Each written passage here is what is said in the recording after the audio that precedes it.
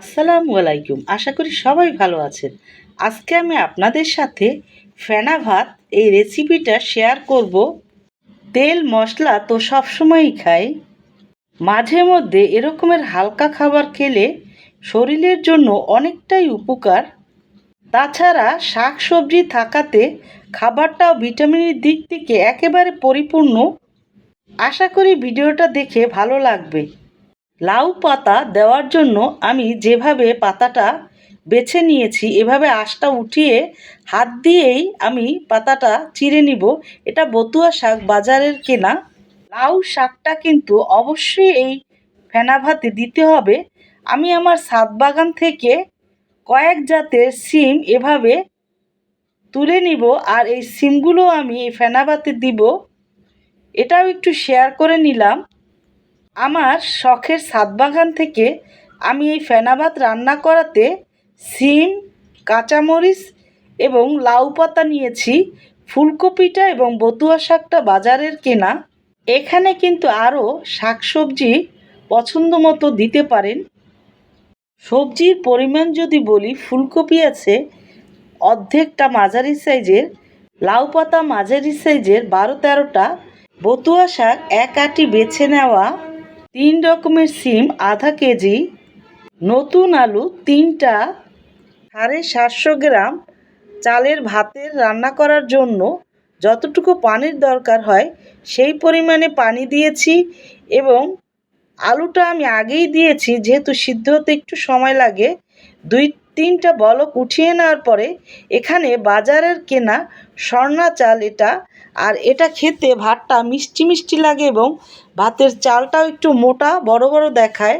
তবে এই রান্নাতে বাসার যে কোনো ভাতের সিদ্ধ চাল হলেই হয়, এটা শুধু দেখার সৌন্দর্যের জন্য। চালটা ধুয়ে দিয়ে 5 মিনিট রান্না করার পরে আধা চামচ লবণ দিয়ে ঢাকনাটা দিয়ে আরও 5-6 মিনিট রান্না করে নেওয়ার পরে আমি এখানে 10-12টা কাঁচামরিচের অর্ধেকটা আস্ত রেখেছি এবং অর্ধেকটা চিড়ে এখানে দিয়ে আরও 7-8 মিনিট এভাবে রান্না করে ঢাকনাটা উঠিয়ে ভাতটা একটু চেক করে নিলাম। ভিতরেরটা অনেকটাই শক্ত থাকবে এবং এই অবস্থায় আমার আলুটাও সিদ্ধ হয়ে গেছে। আলুটা উঠিয়ে নিয়ে আমি ভর্তার জন্য রেডি করে নিব। এখন আমি ফুলকপিগুলো এখানে দিয়ে এবং সিমটাও দিয়ে আরও 4-5 মিনিট রান্না করে নিব। শাকটা একটু পরে দিব, যেহেতু এটা সিদ্ধ হতে বেশি সময় লাগে না, সে কারণে ঢাকনাটা দিয়ে আরও 4-5 মিনিট রান্না করে নিয়ে এই রান্নার সবজিগুলো একটু সিদ্ধ করে নরম করে এবং ভাতটা হালকা একটু নরম হলে তাহলেই খেতে বেশি ভালো লাগে। আলুটা আমি কুচানো পেঁয়াজ এবং শুকনো মরিচ টালা দিয়ে এবং স্বাদমতো লবণ দিয়ে ভর্তাটা করে নিব। এই ভাতটাতে এই আলু ভর্তাটা খেতে দারুণ লাগে।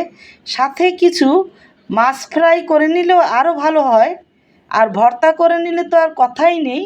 এখন লাউ পাতা এবং বতুয়া পাতাটা আমি দিয়ে দিব এর ভিতরে। 7-8 মিনিট এই শাকটা দেওয়ার পরে ভাতটা রান্না করে নিলেই হবে। আর এই ভাতটাতে যেহেতু মাঠটা রেখে তারপরে রান্না করতে হয়, সে কারণে আমি চুলার জালটা এখন একেবারে কমিয়ে দিব এবং আরেকটু স্বাদমতো আমি লবণ দিয়ে দিব এখানে। ভালো করে একটু মিশিয়ে নেওয়ার পরে আমি জালটা একেবারে কমিয়ে দিব, যাতে হাঁড়িতে রান্না করতে সমস্যা না হয়। মাঠটা কিন্তু হালকা রেখে তারপরে রান্নাটা করে নিতে হবে। কালারটা কিন্তু সাদা এবং সবুজের মিশ্রণে দেখতে খুবই সুন্দর লাগছে। আমার রান্নাটা হয়ে গেছে। ভাতটা হালকা একটু নরম এবং সবজিটা গলে গেছে অনেকটাই। এখন উঠিয়ে নিয়ে আমি পরিবেশন করে নিব। ভিডিওটা দেখে ভালো লাগলে প্লিজ আমার চ্যানেলটা সাবস্ক্রাইব করে দিবেন। ফ্যামিলি ফ্রেন্ডসদের সাথে এই খাবারটা শেয়ার করে দিবেন, যাতে তারাও খেতে পারে। লাইক কমেন্ট করতে ভুলবেন না। এই খাবারটা গরম খেতে বেশি ভালো লাগে। তৈরি হয়ে গেল খুব সহজেই ফেনা ভাত। সবাই ভালো থাকবেন। আল্লাহ হাফেজ।